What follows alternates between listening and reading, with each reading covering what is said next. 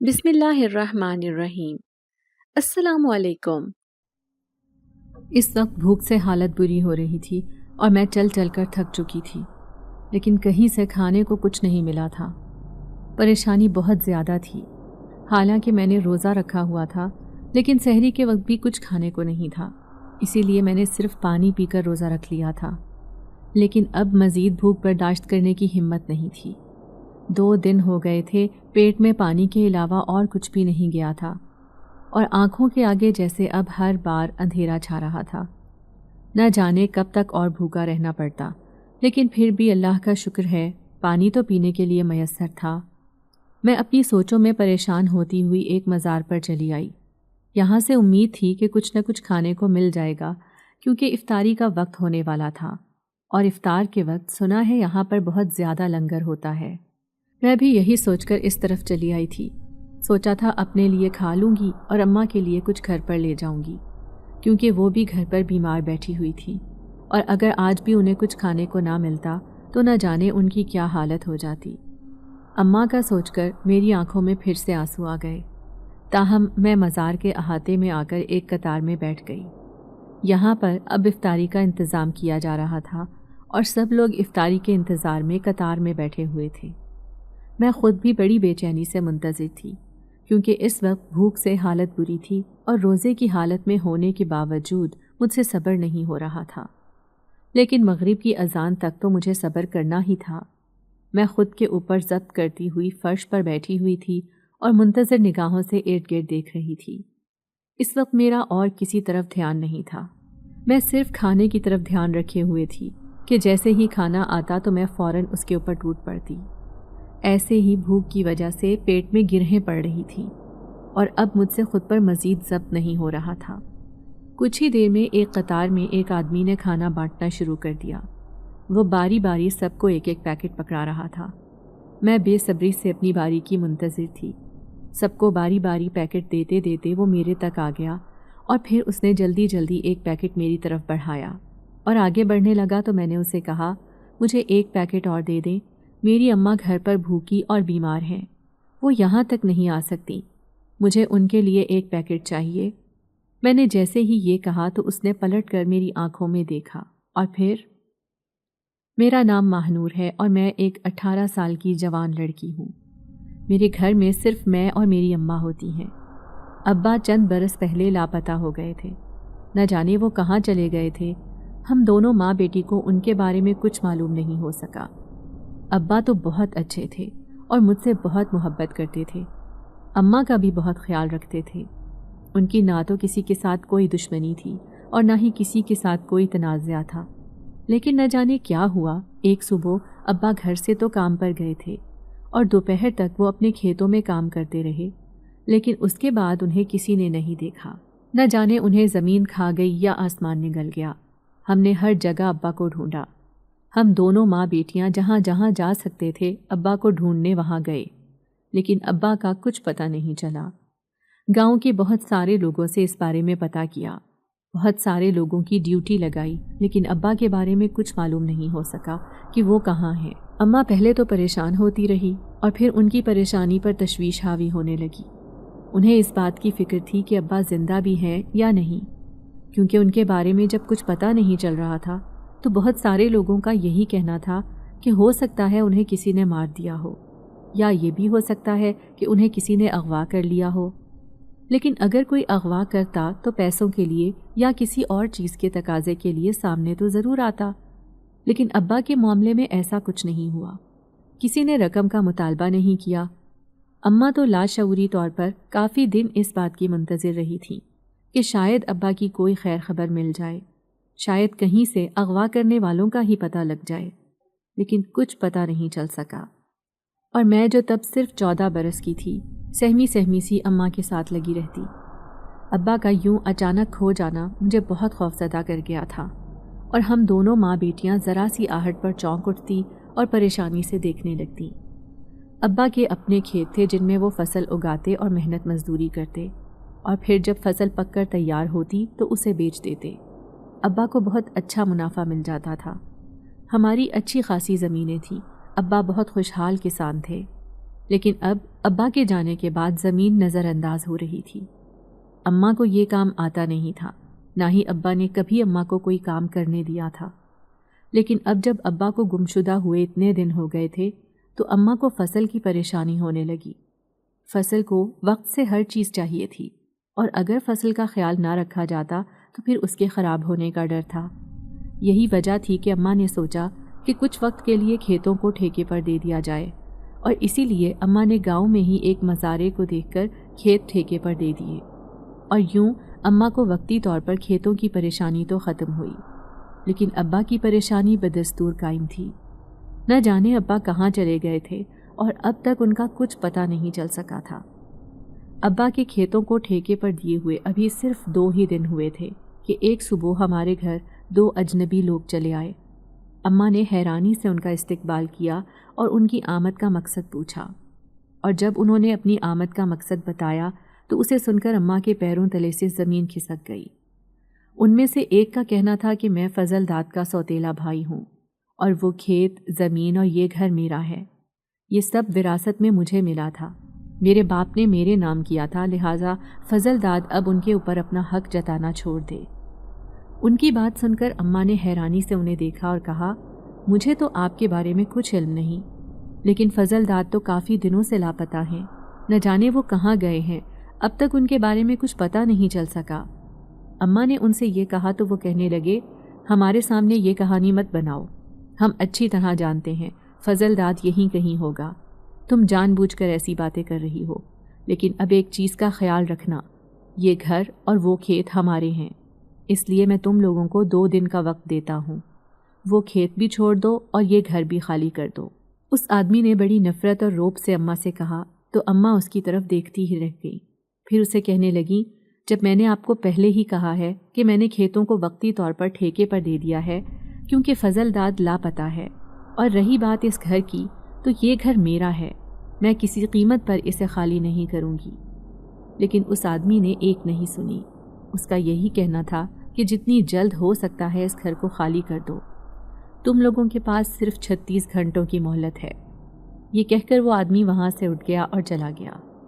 ان کے جانے کے بعد اماں پریشانی سے میری طرف دیکھنے لگی، جبکہ مجھے خود بھی اس بات پر یقین نہیں آ رہا تھا کہ ابا کا کوئی سوتیلا رشتہ دار بھی ہو سکتا ہے۔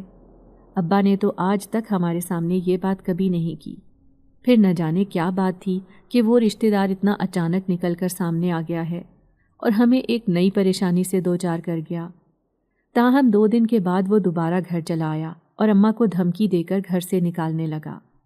ہم لوگوں نے چیخو پکار ڈال دی۔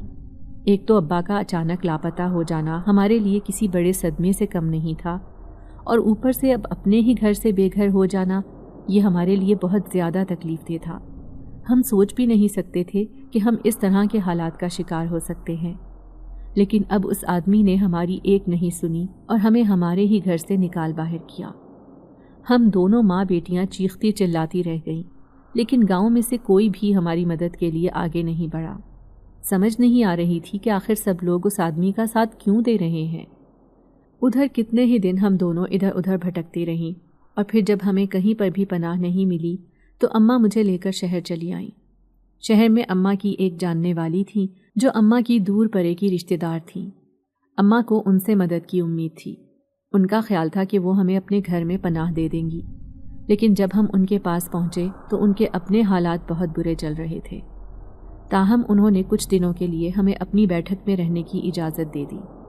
ان کا کہنا تھا کہ چند دن یہاں پر گزار لو اور پھر اپنے لیے کوئی ٹھکانہ کر لینا۔ اماں کے لیے یہ چند دن بھی بہت غنیمت تھے۔ چند دن وہاں رہنے کے بعد ہم نے اسی محلے میں ایک کمرہ کرائے پر لے لیا، اور اماں اسی رشتہ دار خاتون کی بدولت ہی کسی کوٹھی پر کام کرنے لگی۔ حالات نے ایسا پلٹا کھایا تھا کہ میں اور اماں حیرت سے دنگ رہ گئے تھے۔ یقین نہیں آ رہا تھا کہ ہمارے ساتھ یہ سب کچھ ہو چکا ہے۔ اماں ابا کو یاد کر کر کے روتی رہتی۔ ابا کے بارے میں تاحال ہمیں کچھ معلوم نہیں ہو سکا تھا، وہ زندہ بھی ہیں یا نہیں۔ یہاں پر آ کر ہم دونوں کا دل کانپ اٹھتا، لیکن ہم ہر نماز کے بعد جب بھی دعا کے لیے ہاتھ اٹھاتے تو ابا کی سلامتی کی دعا مانگتے۔ یہ بات یقین کرنے میں بہت مشکل تھی کہ ابا کہیں کھو گئے ہیں، لیکن اب اتنا عرصہ گزر جانے کے بعد ہم دونوں ماں بیٹیوں کو ایک دوسرے کی عادت ہو گئی تھی۔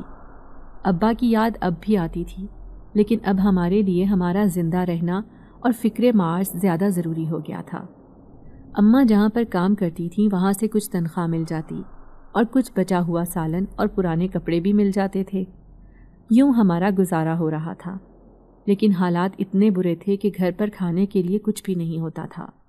وقت بے وقت اگر بھوک لگتی تو اس وقت کھانے کو کچھ میسر نہ ہوتا۔ یہاں پر شہر میں آئے ہوئے ہمیں 3 سال ہو چکے تھے اور میں اب 18 سال کی ہو گئی تھی۔ انہی دنوں میں اماں بیمار رہنے لگیں۔ ان کی حالت ایک دم اتنی بگڑ گئی کہ مجھے انہیں ہسپتال لے کر جانا پڑا، اور وہاں پر جا کر پتہ چلا کہ اماں کو دمے کا اٹیک ہوا ہے۔ میرے لیے یہ خبر کسی پہاڑ سے کم نہیں تھی جو میرے اوپر ٹوٹ پڑا تھا۔ اماں کا اچانک دمے کا اٹیک ہونا میرے لیے بہت بڑی پریشانی کا سبب بن گیا تھا۔ اب اماں سے اتنا کام نہیں ہوتا تھا، اور اماں کے ساتھ میں بھی اب اس کوٹھی پر جانے لگی تھی اور وہاں پر کام کرنے لگی تھی۔ اماں وہاں پر صرف باورچی خانے کا کام کرتی، جبکہ بھاری کام میں کرتی، کیونکہ مجھے اماں کی صحت کا خیال تھا۔ اماں کی دوائیاں بھی ساتھ ساتھ چل رہی تھیں، کیونکہ ابھی کچھ عرصہ انہیں جاری رہنا تھا۔ ڈاکٹر نے اماں کو جو پرہیز بتایا، میں اماں سے مکمل اس پر پابندی کروا رہی تھی، لیکن پھر بھی کبھی کبھی اماں کی حالت بگڑ ہی جاتی تھی۔ کوٹھی میں کام کے دوران جب اماں کی حالت بگڑی تو بیگم صاحبہ نے یہ کہہ کر کام سے نکال دیا کہ اس طرح میرا کام متاثر ہوتا ہے، میں کسی بیمار عورت کو کام پر نہیں رکھ سکتی، تم پہلے اپنا علاج کرواؤ اور پھر دوبارہ سے کام پر آ جانا۔ اماں نے ان کے آگے بہت منت کی، کیونکہ کام چھوڑ کر وہ گھر پر نہیں بیٹھ سکتی تھی، اس طرح تو نوبت فاقوں تک پہنچ جاتی۔ تاہم بیگم صاحبہ کہنے لگی کہ تمہاری صحت ہوگی تو تم کام کرو گی، اس طرح کیسے کام کرو گی؟ لیکن بیگم صاحبہ نے اتنی مہربانی ضرور کی تھی کہ اماں کو کچھ رقم دے دی تھی۔ اماں نے یہ بھی غنیمت سمجھا اور گھر پر بیٹھ کر اپنے علاج کی طرف توجہ دینے لگی۔ تاہم وہ اب بھی اسی کوشش میں تھیں کہ ان کو کہیں کام مل جائے اور وہ کام کرتی رہیں۔ میں اب بھی کوٹھی پر جا رہی تھی، لیکن ابھی مجھے اکیلے جاتے ہوئے 15 دن ہی گزرے تھے کہ ایک رات پھر اماں کو دمے کا اٹیک ہوا۔ میں اماں کو لے کر دوبارہ ہسپتال چل پڑی اور وہاں پر اماں کو داخل کر لیا گیا۔ اماں کی بیماری کی وجہ سے مجھے 2 دن چھٹی کرنا پڑی، تو جب میں 2 دن کے بعد کام پر گئی تو بیگم صاحبہ نے یہ کہہ کر کام سے نکال دیا کہ بغیر بتائے 3 دن چھٹیاں کر کے تم کام پر آؤ گی تو کیا میں تمہیں دوبارہ رکھ لوں گی؟ تمہیں معلوم بھی ہے کہ مجھے کتنی پریشانی کا سامنا کرنا پڑتا ہے، لیکن تم پھر بھی باز نہیں آئی اور اکٹھی 3 چھٹیاں کر کے بیٹھ گئی، جبکہ میں نے انہیں بتایا بھی کہ اماں کی طبیعت ٹھیک نہیں تھی اور انہیں اچانک ہسپتال لے جانا پڑا، اسی وجہ سے میں کام پر نہیں آ سکی تھی۔ لیکن بیگم صاحبہ نے میری ایک نہیں سنی اور مجھے بھی کام سے نکال دیا۔ میں مایوسی کے عالم میں گھر چلی آئی۔ اماں نے جو یوں میرا اترا ہوا چہرہ دیکھا تو کہنے لگی، تم پریشان مت ہو، اللہ کوئی نہ کوئی سبب لگا دے گا۔ لیکن ابھی تک کام کا کوئی اور بندوبست نہیں ہو سکا تھا، اور پھر رمضان شروع ہو گیا۔ رمضان کا مہینہ ہمیشہ سے مجھے بہت پسند تھا۔ بچپن میں تو جب ابا گھر پر ہوتے تھے تو افطاری کے وقت خوب رونق ہوتی تھی۔ ابا روز تازہ پھل لے کر آتے اور اماں فروٹ چاٹ بناتی۔ مجھے فروٹ چاٹ بہت پسند تھی۔ اس کے علاوہ اماں پکوڑے اور سموسے بنا کر دیتی تو افطاری کا لطف دوبالا ہو جاتا۔ لیکن اب جب سے ہم شہر آئے تھے ایک بھی روزہ ہم نے فروٹ چاٹ کے ساتھ نہیں کھولا تھا۔ آج بھی پہلا روزہ تھا اور میرے پاس پتلی سی دال اور ایک روٹی کے علاوہ افطاری کے وقت کچھ میسر نہیں تھا۔ تاہم میں نے صبر شکر کر کے اسی کے ساتھ روزہ افطار کیا۔ لیکن اماں رونے لگیں اور مجھے کہنے لگیں، ماہنور بیٹا، میں نے اور تیرے ابا نے تیرے لیے بہت سارے خواب دیکھے تھے، لیکن اب ایسا لگتا ہے جیسے وہ سب باتیں ہی خواب ہو گئیں۔ نہ تیرے ابا کا کچھ پتہ چل سکا اور نہ ہی ہمارے پاس وہ زمین اور کھیت رہے۔ نہ جانے کس کی نظر لگ گئی ہے جو ہم یوں عرش سے فرش پر آ گئے۔ اماں یہ سوچ کر رونے لگی تھی، جبکہ میں انہیں دلاسا دینے لگی۔ تاہم میں خود بھی وہ سب باتیں یاد کر کے اداس ہو رہی تھی۔ ابا کا ہونا ہی کتنی بڑی نعمت تھا کہ ان کے جاتے ہی ہم سے سب کچھ چھن گیا۔ میں یہ سوچ سوچ کر ہی پریشان ہو رہی تھی، لیکن یہ سارے معاملے کا کوئی حل سمجھ میں نہیں آ رہا تھا۔ اسی طرح دن گزرتے رہے اور آج 15واں روزہ آ گیا تھا، لیکن آج گھر میں کھانے کے لیے کچھ بھی نہیں تھا۔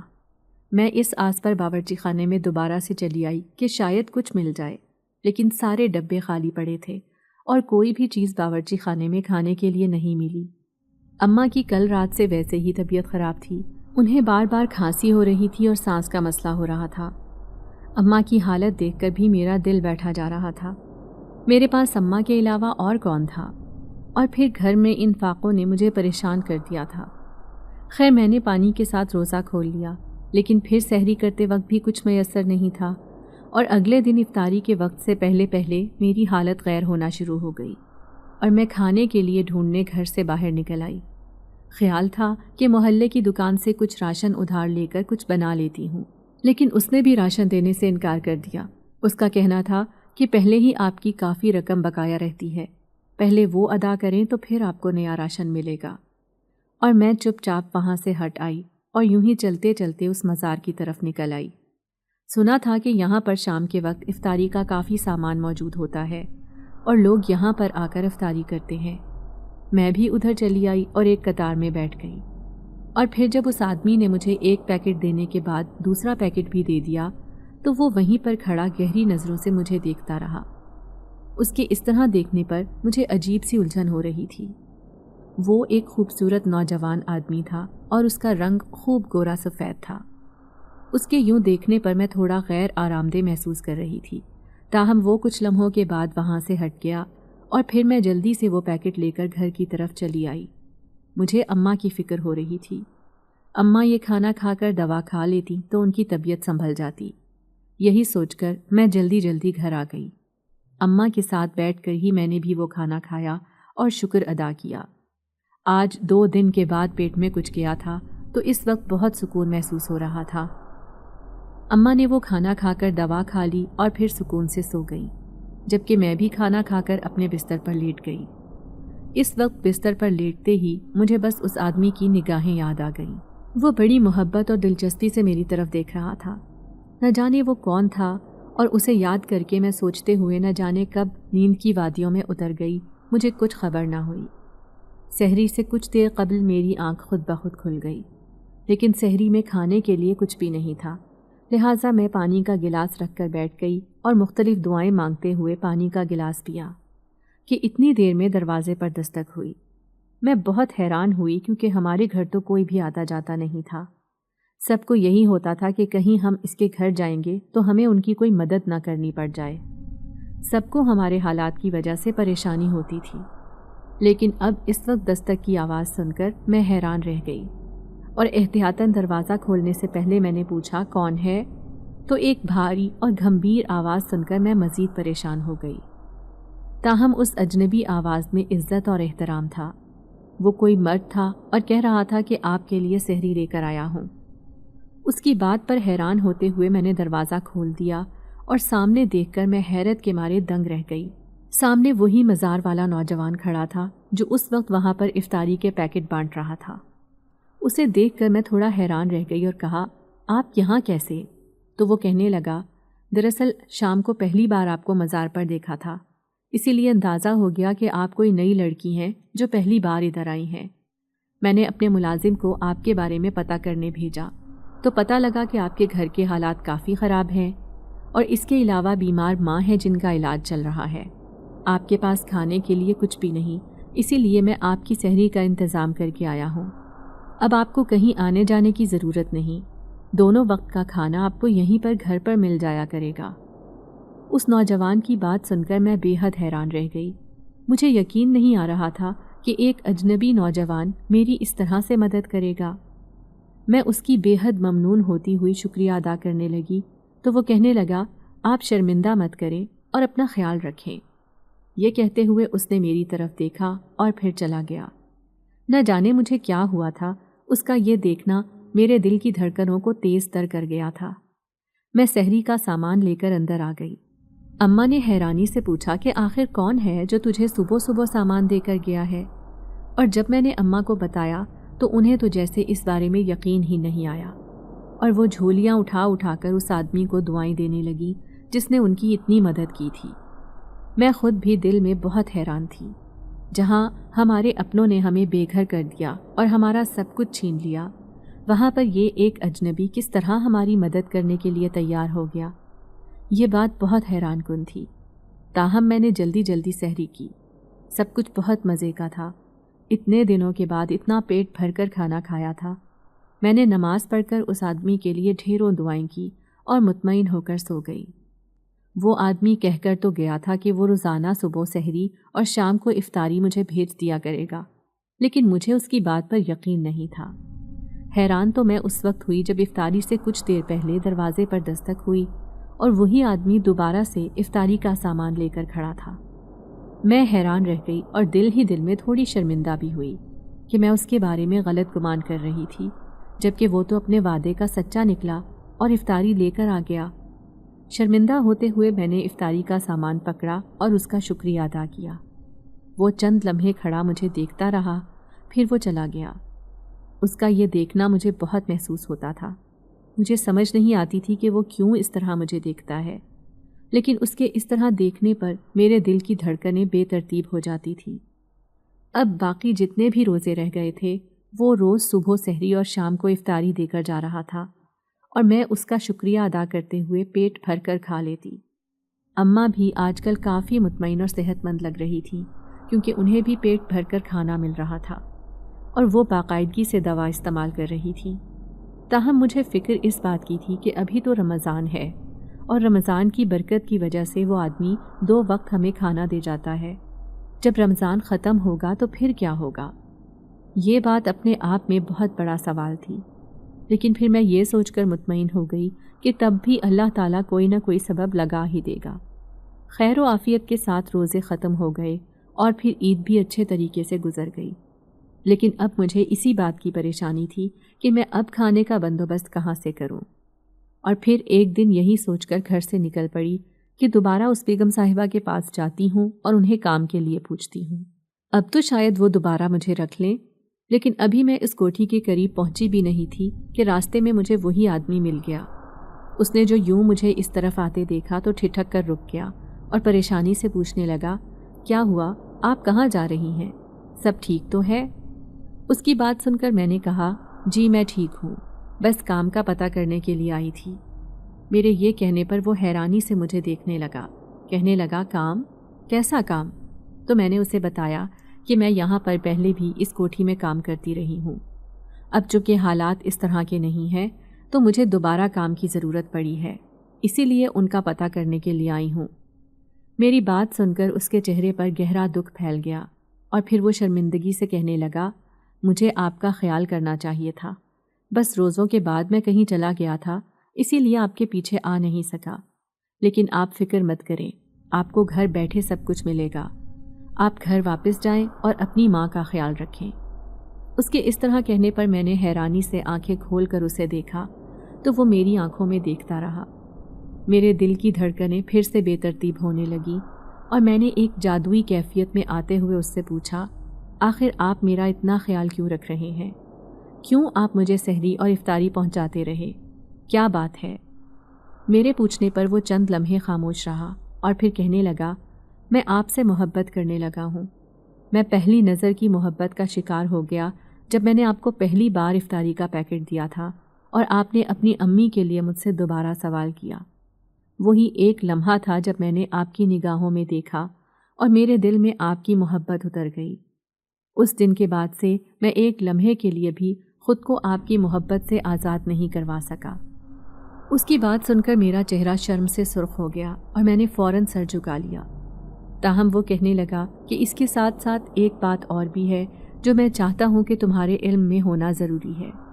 میں نے ایک دم چونک کر سر اٹھایا اور پوچھا، کیا بات ہے؟ چند لمحے خاموشی کے بعد وہ کہنے لگا، دراصل میں ایک جن زادہ ہوں اور جنات کا سردار ہوں۔ اس کی بات سن کر میرے پیروں تلے سے زمین سرک گئی۔ یقین نہیں آ رہا تھا کہ میرے سامنے ایک جن زادہ کھڑا ہے، اور وہ بھی کوئی عام جن زادہ نہیں بلکہ جنات کا سردار ہے۔ خوف کے مارے میری رنگت زد پڑ گئی اور میں الٹے قدموں واپس گھر کی طرف بھاگی۔ یقین نہیں آ رہا تھا کہ اب تک ایک جن زادے کے ساتھ بات کرتی رہی۔ اماں نے جو میرے چہرے پر اتنا خوف پھیلے دیکھا تو ان کا دل دہل گیا۔ وہ گھبرا کر اٹھی اور پوچھنے لگی، کیا ہوا ماہنور؟ آخر تو اتنی زیادہ پریشان کیوں ہے؟ تیرے چہرے پر خوف کے سائے کیوں پھیلے ہوئے ہیں؟ اماں نے پریشان ہوتے ہوئے ایک ہی سانس میں کئی سوال کر ڈالے، تو پھر میں نے گھبرائے ہوئے انداز میں اماں کو سب کچھ بتا دیا، جسے سن کر ان کی اپنی آنکھیں خوف کے مارے پھیل گئیں اور وہ کہنے لگی، ماہنور تو سچ کہہ رہی ہے؟ وہ جو روز تجھے سحری اور افطاری پہنچا کر جاتا تھا وہ ایک جن ذات تھا؟ اماں کی بات سن کر میں نے ہاں میں سر ہلایا اور کہا، ہاں اماں تم نے بالکل ٹھیک کہا، وہ کوئی انسان نہیں بلکہ ایک جن زادہ ہے۔ میں نے اماں سے کہا تو اماں کچھ سوچ کر کہنے لگی، اسی لیے تو میں کہوں کہ ایک انسان کے اندر اتنا خلوص اور اتنی بے غرضی کیسے آ گئی؟ ایک انسان اتنا ہمدرد کیسے ہو سکتا ہے؟ اب سمجھ میں آئی وہ انسان نہیں تھا، ایک جن ذات تھا، تبھی تو وہ اتنا ہمدرد تھا کہ اس نے تیرا دکھ تیری آنکھوں سے محسوس کر لیا اور تیرے پیچھے یہاں تک چلا آیا۔ اماں کی بات پر میں نے چونک کر انہیں دیکھا۔ اس پہلو پر تو میں نے سوچا ہی نہیں تھا۔ مجھے یقین نہیں آ رہا تھا کہ اماں اتنا مثبت انداز میں سوچیں گی۔ میں تو اس کے جن زادہ ہونے کا سن کر ہی وہاں سے بھاگ گئی۔ اس کے بارے میں تو میں نے ایک بار بھی نہیں سوچا کہ وہ ایک جن زادہ ہو کر میری اتنی مدد کر رہا تھا، میرا اتنا خیال رکھ رہا تھا، جبکہ میں اس سے خوفزدہ ہو کر وہاں سے بھاگ آئی۔ مجھے خود سے بہت زیادہ شرمندگی محسوس ہو رہی تھی۔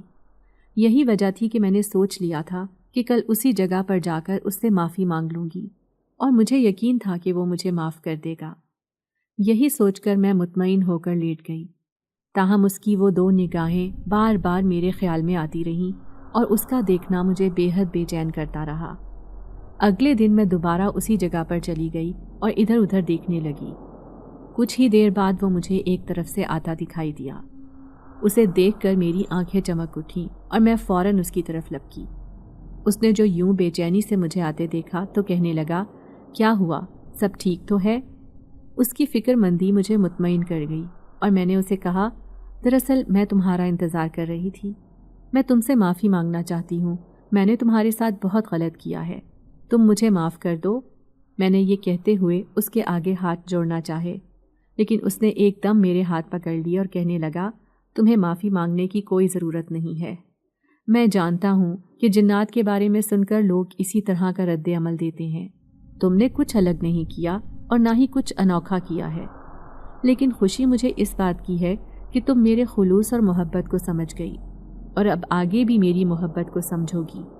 اس نے شوخی سے کہتے ہوئے میری طرف دیکھا تو میں نے ایک دم سر جھکا لیا۔ سچ تو یہ تھا کہ اس کی محبت مجھے بھی اپنے دل میں محسوس ہوتی تھی، اس کا دیکھنا مجھے بھی اچھا لگتا تھا، لیکن ایک بات اندر ہی اندر مجھے بے چین کرتی تھی کہ وہ ایک جن زادہ ہے اور جنات تو انسانوں جیسے نہیں ہوتے۔ پھر یہ کیسے ممکن ہے کہ ہم دونوں کی محبت اپنی منزل تک بھی پہنچے؟ لیکن میں اپنے دل کا کیا کرتی؟ ایک دن بھی جب میں اسے نہیں دیکھتی تھی یا ملتی نہیں تھی تو مجھے چین نہیں آتا تھا۔ یہی وجہ تھی کہ آہستہ آہستہ ہم روز ملنے لگے اور ایک دوسرے کے زیادہ قریب آ گئے۔ ایک دن یوں ہی باتوں کے دوران اس نے ابا کے بارے میں پوچھا تو میں نے اسے سب کچھ بتا دیا، جسے جان کر وہ خود بھی بہت افسردہ ہوا اور کہنے لگا، تمہارے ابا کے بارے میں پتہ ہونا چاہیے، اگر وہ زندہ ہیں تو کہاں ہیں، اور اگر وہ زندہ نہیں ہیں تو پھر ان کے ساتھ کیا ہوا؟ ہم اس معاملے کا ضرور پتہ لگائیں گے۔ اس جن زادے جس کا نام ذیشان تھا کی بات سن کر میں نے چونک کر اسے دیکھا اور کہا کہ کیا ایسا ممکن ہے کہ ہمیں ابا کا پتہ چل جائے؟ تو وہ فوراً ہاں میں سر ہلانے لگا اور کہنے لگا، سب کچھ ممکن ہے، تم کل ہی گاؤں چلنے کی تیاری کرو، ہم تمہارا گھر اور زمین تمہارے ان لالچی رشتہ داروں سے واپس لیتے ہیں، اور تمہارے ابا کے بارے میں بھی انہی سے کچھ نہ کچھ معلوم ہوگا۔ اس جن زادے ذیشان کی بات سن کر میں بھی سوچ میں پڑ گئی، تاہم مجھے اس بات کا یقین نہیں تھا کہ ہمیں وہ گھر اور زمین واپس بھی مل سکے گی یا نہیں۔ اماں گاؤں واپس جانے پر راضی نہیں تھی، ان کا کہنا تھا کہ یہ نہ ہو کہ وہ تمہیں کوئی نقصان پہنچا دیں، میں یہ رسک نہیں لے سکتی، لیکن میں نے اماں سے کہہ دیا کہ آپ اطمینان رکھیں، ذیشان سب کچھ سنبھال لے گا، اس نے وعدہ کیا ہے۔ اماں دل ہی دل میں بہت پریشان تھی اور سارے راستے وہ قرآنی آیات پڑھ پڑھ کر میرے اور اپنے اوپر دم کرتی رہیں۔ اماں کی یہ پریشانی دیکھ کر میں دل ہی دل میں فکر مند ہو رہی تھی۔ وہاں پر پہنچے تو انہوں نے جب ہمیں دیکھا تو وہ بہت پریشان ہوئے اور پھر ایک دم کہنے لگے، تم لوگ یہاں کیا کرنے آئی ہو؟ ہم تو سمجھ رہے تھے کہ تم لوگ کہیں مر آ گئی ہو، لیکن اب تمہارا یوں اچانک دوبارہ آنا، آخر معاملہ کیا ہے؟ ان کی بات سن کر میں نے کہا کہ مجھے اپنا گھر اور زمین واپس چاہیے جس کے اوپر آپ لوگوں نے ناجائز قبضہ کیا ہوا ہے۔ میرے نڈر انداز کو دیکھتے ہوئے اس آدمی نے بڑی غور سے میری طرف دیکھا اور کہنے لگا، ایسا ممکن نہیں ہے، یہ گھر بھی میرا ہے اور وہ زمین بھی میری ہے۔ تم جہاں سے آئی ہو وہیں واپس چلی جاؤ، ورنہ تمہیں بھی تمہارے باپ کی طرح زمین میں گاڑ دوں گا۔ اس کی بات سن کر میں ایک دم چونک اٹھی، جبکہ اماں نے بھی اس کی طرف دیکھا۔ مجھے یقین نہیں آ رہا تھا میں نے جو کچھ سنا تھا، اور پھر میں نے اس سے پوچھا، کیا مطلب؟ کیا کہا ہے تم نے ابھی؟ کیا کیا تھا میرے ابا کے ساتھ؟ میں نے جذباتی ہوتے ہوئے آگے آ کر اس سے پوچھا تو وہ کہنے لگا، بالکل ٹھیک سنا ہے تم نے، تمہارا باپ میرا حصہ نہیں دے رہا تھا، کلہاڑی کے وار کر کے مار ڈالا اور زمین میں گاڑ دیا، اپنے ہی کھیتوں میں وہ مٹی ہو گیا۔ اس نے اتنی بے رحمی اور سنگ دلی سے کہا جیسے کسی معمولی سے جانور کا ذکر کر رہا ہو، جبکہ وہ میرے باپ کے بارے میں بات کر رہا تھا۔ ابا کے بارے میں جان کر میری آنکھوں سے آنسو بہنے لگے، اماں بھی بلک بلک کر رونے لگی۔ ہم اتنے عرصے سے ایک امید پر جی رہے تھے کہ شاید کسی روز وہ واپس آ جائے، لیکن آج وہ امید ختم ہو گئی تھی۔ اس ظالم انسان نے نہ صرف میرے باپ کو مار کر زمین میں دفنا دیا، بلکہ اتنا عرصہ اس نے ہم سے یہ خبر چھپائے رکھی۔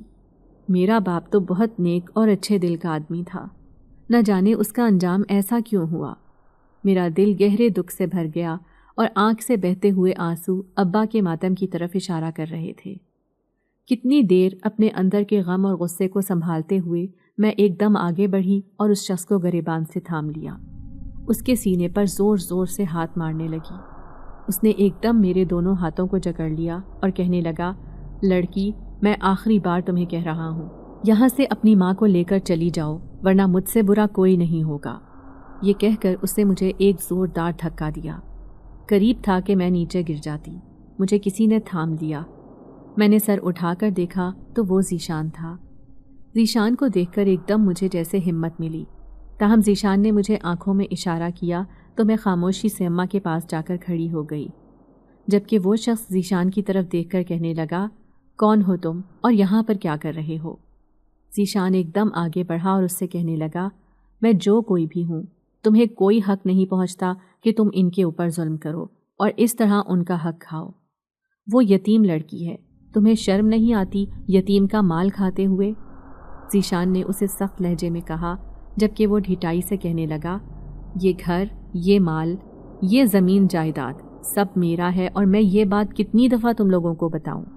کاغذ دیکھنا چاہتے ہو تو میں وہ بھی دکھا دیتا ہوں۔ اس آدمی نے بڑی ڈھٹائی سے ذیشان کو کہا، جبکہ ذیشان کہنے لگا، میں جانتا ہوں تم نے منشی کو چند روپوں میں خرید لیا تھا اور یہ نقلی کاغذات بنوا کر اپنے پاس رکھ لیے۔ مجھے ان کاغذات کا ڈراوا مت دو، میں تمہاری حقیقت اچھی طرح جانتا ہوں۔ ذیشان یہ کہتے ہوئے آگے بڑھا اور ایک دم اس کو گردن سے پکڑ کر دیوار کے ساتھ لگا دیا۔ اس شخص کی آنکھیں خوف کے مارے ابل پڑیں اور آواز جیسے حلق میں ہی پھنس کر رہ گئی۔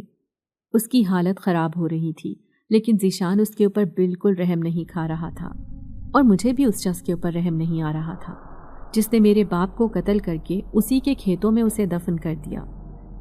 اس کے بعد ذیشان نے اسے چھوڑا اور زمین پر پٹخ دیا تو وہ بری طرح کھانسنے لگا اور کہنے لگا، میں یہاں سے چلا جاتا ہوں، میں یہ زمین اور کھیت سب کچھ دے دیتا ہوں، بس مجھے مت مارو، مجھے کچھ مت کہنا، بے شک سب کچھ لے لو۔ وہ دونوں ہاتھوں سے ذیشان کی منتیں کرنے لگا۔ ذیشان نے اسے سختی سے کہا کہ فوراً اپنا سامان اٹھاؤ اور یہاں سے جاؤ، دوبارہ کبھی ادھر کا رخ مت کرنا، ورنہ تم جانتے نہیں میں ایک جن زادہ ہوں اور جنات کا سردار ہوں، میں تمہیں ایسا نقصان پہنچاؤں گا کہ تمہاری 7 نسلیں یاد رکھیں گی۔ ذیشان کے لہجے میں اتنی ٹھنڈک اور صفاکی تھی کہ میں خود بھی کانپ اٹھی۔ اس نے بھی فوراً اپنا سامان اٹھایا اور وہاں سے چلا گیا۔ مجھے یقین نہیں آ رہا تھا کہ یہ سب کچھ اتنی آسانی سے ہو گیا۔ میں سوچ بھی نہیں سکتی تھی کہ ذیشان مجھے میری زمینیں اور گھر واپس دلانے میں کامیاب ہو جائے گا۔ میں خوشی کے مارے رونے لگی اور ذیشان کا شکریہ ادا کرنے لگی، جس کی بدولت آج میں واپس اپنے گھر میں آ چکی تھی۔ مجھے میرے ابا کے کھیت واپس مل گئے تھے۔ حیرانی کے مارے میں سارے گھر میں گھومتی ہوئی وہ سب کچھ دیکھ رہی تھی۔ اماں بھی یہاں پر آ کر بہت خوش تھیں، اور اب ہم نے نئے سرے سے سارے گھر کو سیٹ کیا کھیتوں کو اماں نے دوبارہ سے انہیں ٹھیکے پر دے دیا اور نئے سرے سے وہاں پر کام ہونے لگا۔ زندگی کی جو مشکلات آئی تھیں وہ اب کافی حد تک دور ہو چکی تھیں۔ میں اور اماں یہاں پر خوش اور مطمئن رہ رہے تھے۔ اپنے گھر آ کر ہمیں دلی طور پر سکون محسوس ہوا تھا، لیکن اس سب کے دوران ابا کی یاد کبھی دل سے محو نہیں ہوئی۔ ابا نے جس طرح اپنی جان گنوا دی، مجھے اس بات نے کئی دنوں تک افسردہ کیے رکھا۔ میں جو ایک آس پر جی رہی تھی کہ شاید کسی دن ابا اچانک واپس آ جائیں، میری وہ آس بھی ختم ہو چکی تھی اور اماں بیچاری کا بھی دل بہت برا ہوا تھا۔ ابا کی یاد ہمیں حوصلہ دیتی تھی اور ان کے زندہ ہونے کی امید ہمیں ہمت دلاتی تھی، لیکن اب وہ ہمت ختم ہو چکی تھی۔ اماں نے گھر میں ابا کے ایصال ثواب کے لیے قرآن خوانی کا اہتمام کیا تھا۔ تبھی سارے گاؤں کو ابا کے بارے میں معلوم ہو چکا تھا کہ وہ اب اس دنیا میں نہیں رہے۔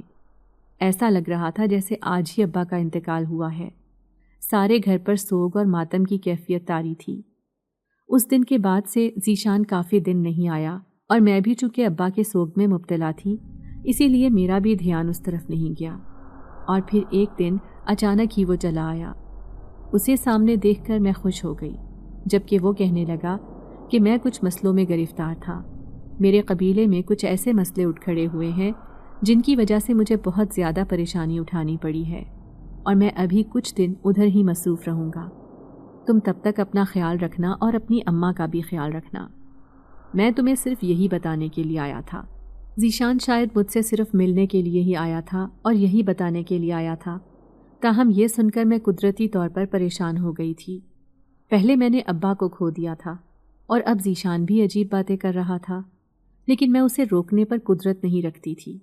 اس کے قبیلے کے کچھ مسئلے مسائل تھے، وہ قبیلے کا سردار تھا، اسے وہ مسئلے مسائل حل کرنے ہی تھے۔ اگر وہ نہ جاتا تو شاید معاملات اور خراب ہوتے۔ یہی سوچ کر میں نے بھیگی آنکھوں کے ساتھ اسے رخصت کیا۔ ذیشان خود بھی بہت زیادہ اداس تھا۔ وہ کہنے لگا کہ اب میں جب واپس آؤں گا تو پھر ہم شادی کر لیں گے، میں تمہیں اپنے قبیلے کی سردارنی بنا کر لے کر جاؤں گا۔ ذیشان کی بات سن کر میں نے خاموشی سے سر جھکا دیا، تاہم اس کے جانے کی جو اداسی تھی وہ کئی دنوں تک قائم رہی۔ ہر ایک آہٹ پر میں چونک کر دیکھنے لگتی کہ شاید وہ آ گیا ہے، لیکن کتنے ہی دن گزر گئے اور ذیشان کا کچھ پتہ نہیں تھا۔ اماں آج کل میرے حوالے سے بہت پریشان رہنے لگی تھی، کیونکہ ذیشان کو گئے ہوئے 1 سال ہو گیا تھا اور اس کی یاد میرے دل سے ختم نہیں ہو رہی تھی۔ اس کے آنے کی امید اب بھی باقی تھی، جس طرح میں نے ابا کے آنے کی امید کبھی ختم نہیں کی تھی، اسی طرح ذیشان کے آنے کی آس میرے دل میں اسی طرح زندہ تھی۔ لیکن اماں کا خیال تھا کہ ذیشان اب واپس نہیں آئے گا، تمہیں چاہیے کہ تم اپنی زندگی میں کوئی فیصلہ کر لو۔ جبکہ مجھے اماں کی اس بات پر اعتراض تھا، اور میں نے انہیں یہی کہا کہ جب تک ذیشان کا کچھ پتہ نہیں چل جاتا تب تک میں کوئی فیصلہ نہیں کر سکتی۔ اماں تو میری ماں تھیں اور میرے بارے میں فکر مند رہتی تھی۔ جس طرح کے حالات سے گزر کر ہم دوبارہ اپنے گھر میں پہنچے ہیں، اماں کو اسی بات کی فکر تھی کہ اگر کبھی دوبارہ ہم پر اسی طرح کے حالات آ گئے تو پھر میں کس طرح رہوں گی۔ اور اماں کو اب اپنی زندگی کی طرف سے بھی بے یقینی ہونے لگی تھی، کیونکہ ابا کے انتقال کے بارے میں جان کر اماں بہت زیادہ نا امید ہو چکی تھی اور وہ ہر وقت غمزدہ رہتی تھی۔ لیکن میں ذیشان کے آنے کی امید ختم نہیں کر سکتی تھی، اسی لیے اماں کو صاف صاف منع کر دیا اور یہی کہا کہ آپ مجھے ابھی ذیشان کا انتظار کر لینے دیں، مجھے پورا یقین ہے کہ وہ واپس لوٹ کر آئے گا۔ تاہم اماں نے مجھے ایسے دیکھا جیسے میرا دماغ چل گیا ہو، جیسے انہیں اس بات کا یقین نہ ہو کہ ذیشان واپس آئے گا، لیکن مجھے اس کا پورا یقین تھا کہ وہ ضرور واپس آئے گا۔ اور پھر ذیشان کے جانے کے 5 سال کے بعد وہ اچانک ایک دن واپس چلا آیا۔ وہ بہت پشیمان اور پریشان تھا، لیکن میں اسے دیکھ کر جیسے کھل اٹھی اور فوراً بھاگتی ہوئی اس کے ساتھ جا لگی۔ ذیشان نے مجھے اپنے ساتھ لگا لیا اور کہنے لگا، میں تم سے معذرت چاہتا ہوں، مجھے آنے میں اتنی دیر ہو گئی۔ جبکہ میں نے اسے کہا، معذرت کی ضرورت نہیں ہے، مجھے خوشی ہے کہ میرا انتظار لا حاصل نہیں رہا اور تم واپس آ گئے۔ میں نے مطمئن انداز میں ذیشان سے کہا تو وہ مسکرا دیا، اور پھر ٹھیک 1 ہفتے کے بعد ہماری شادی بڑی دھوم دھام سے ہوئی۔ ذیشان نے اپنے سارے شوق پورے کیے اور اماں نے بھی اپنے سارے چاؤ پورے کیے تھے۔ اماں کو حالانکہ اس کے آنے کی امید نہیں تھی، لیکن جب وہ آ گیا تو سب سے زیادہ خوش اماں ہی تھی۔ اور جس طرح پھر اماں نے چند دنوں میں ہی شادی کی تیاری کی وہ بات قابل تعریف ہے۔ ذیشان اپنے وعدے کے مطابق مجھے اپنے قبیلے کی سردارنی بنا کر اپنے ساتھ لے گیا، اور وہاں پر جس طرح میرا شاندار طریقے سے استقبال ہوا یہ بات میرے لیے بہت حیران کن تھی، اور میں بہت خوش تھی کہ وقت نے میرے فیصلے کو بالکل درست ثابت کر دیا۔ میرا انتظار لا حاصل نہیں رہا اور ذیشان کی محبت مجھے نصیب ہوئی۔ جس طرح اس نے مجھے اپنی زندگی میں شامل کر کے محبت اور عزت دی، آج اماں بھی میرے اس فیصلے پر بہت خوش ہوتی ہیں اور مجھے کہتی ہیں کہ میں نے تو جذباتی ہو کر سوچا تھا، لیکن تم نے جس طرح اپنی محبت پر یقین کر کے ذیشان کا انتظار کیا تھا، تمہاری محبت سچی تھی، وہ اسی لائق تھا کہ اس کا انتظار کیا جاتا، اور اس کے لیے تو ساری عمر بھی انتظار کیا جا سکتا تھا۔ اماں کے منہ سے ذیشان کے بارے میں یہ الفاظ سن کر میں خوش ہو گئی۔ میری زندگی اب کافی پرسکون ہو گئی تھی، ساری تلخ یادیں بہت پیچھے رہ گئی تھیں، زندگی میں اب صرف محبت باقی تھی اور ذیشان کا ساتھ تھا۔ اگر آپ کو آج کی ہماری کہانی پسند آئی ہے تو اسے لائک کیجیے اور اپنے پیاروں کے ساتھ شیئر کیجیے، اور ہاں، اگر آپ نے ابھی تک ہمارا چینل سبسکرائب نہیں کیا تو ضرور کیجیے۔ ملتے ہیں کل ایک نئی اور دلچسپ کہانی کے ساتھ، تب تک کے لیے اللہ حافظ۔